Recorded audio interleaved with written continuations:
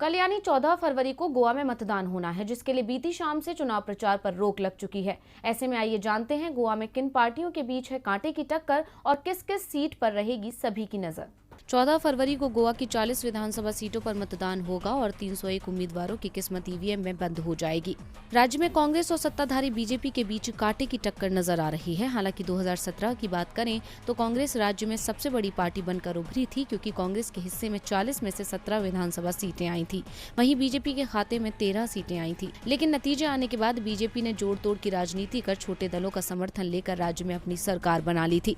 कांग्रेस पहले से ही राज्य में मजबूत है, इसलिए गोवा में आमने सामने की लड़ाई है। हालांकि मैदान में दल तो कई हैं। आम आदमी पार्टी एक बार फिर अपनी किस्मत आजमा रही है, वहीं टीएमसी भी मैदान में है और एनसीपी और शिवसेना भी गठबंधन में चुनाव लड़ रहे हैं। वहीं बात करें राज्य में मुख्य सीटों की, तो आपको बता दें कि इस राज्य में पणजी सीट पर सबसे ज्यादा निगाहें रहेंगी, क्योंकि इस सीट से दिवंगत सीएम मनोहर पर्रिकर के बेटे उत्पल पर्रिकर चुनावी मैदान में है और वो निर्दलीय चुनाव लड़ रहे हैं, क्योंकि उन्होंने बीजेपी से इसी सीट से टिकट मांगा था, लेकिन बीजेपी ने उन्हें टिकट नहीं दिया। इसी बात से नाराज होकर उत्पल पर्रिकर इस सीट से निर्दलीय चुनावी मैदान में है। वहीं राज्य में 3 पूर्व मुख्यमंत्री लक्ष्मीकांत पार्सेकर, दिगंबर कामत, रवि नाइक और मौजूदा मुख्यमंत्री प्रमोद सावंत चुनाव मैदान में हैं, जिनकी प्रतिष्ठा दांव पर है और ये सभी अलग अलग पार्टियों से चुनावी मैदान में हैं।